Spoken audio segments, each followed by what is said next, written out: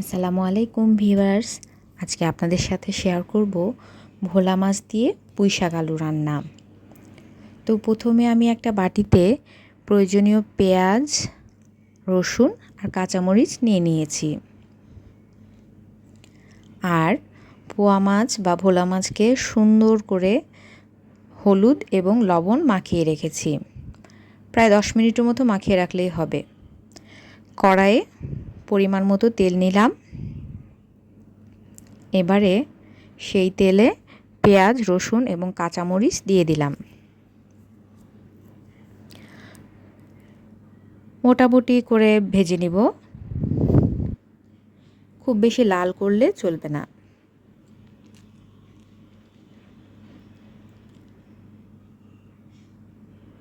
হালকা ভাজা হলে এতে দিয়ে দিব সামান্য একটু আদা রসুন বাটা। এটা শুধুমাত্র ভোলা মাছ দিয়েছি বলেই দিলাম। হলুদ দিয়ে দিলাম আর লবণ দিয়ে দিলাম পরিমাণ মতো। আপনারা ঝাল বেশি খেলে আরও বেশি কাঁচামরিচ দিতে পারেন। সামান্য একটু পানি দিয়ে মশলাটা কষিয়ে নিলাম।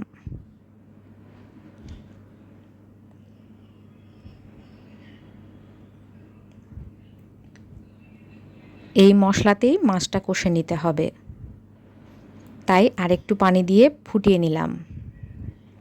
এবারে মাছগুলো সেই মশলাতে ছেড়ে দিলাম। ভোলা মাছ বা পোয়া মাছ অনেক নরম হয়, তাই এটাকে খুব বেশি নাড়াচাড়া করা যাবে না এবং সুন্দর করে কষিয়ে নিতে হবে।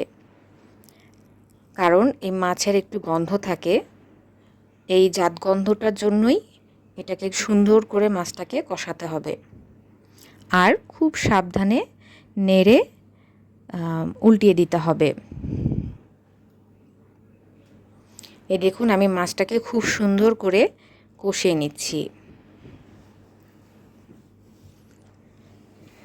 এবারে মাছগুলোকে তুলে নিব, না হলে মাছগুলো একদম ভেঙে যাবে।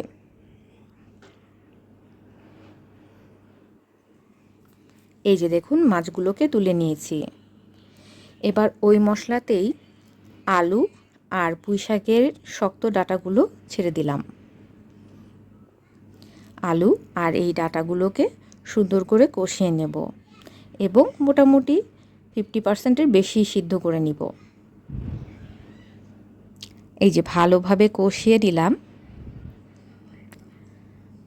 যাতে করে মাছ এবং শাক দেওয়ার সময় এগুলো যেন সুন্দরভাবে সিদ্ধ হয়ে যায়। পরিমাণ মতো পানি দিলাম। পানিটা আর মশলাটা একসাথে ফুটতে দেব। কিছুক্ষণ ফুটানোর পরে চেক করে নিব যে আলুটা সিদ্ধ হয়েছে কিনা। আমার আলুটা সিদ্ধ হয়ে গিয়েছে।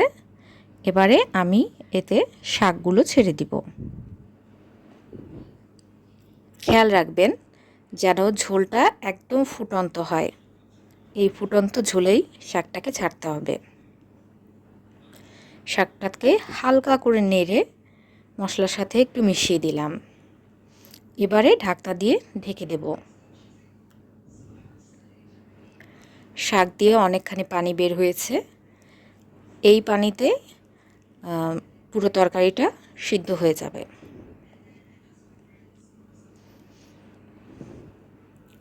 এবারে সেই কষানো মাছগুলো এই শাকের মধ্যে ছেড়ে দিলাম।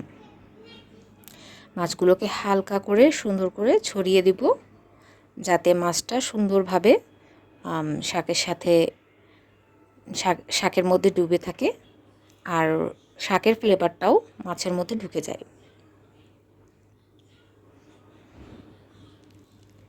এভাবে ফুটতে দেব মোটামুটি 10 মিনিটের মতো। 10-12 মিনিট পরে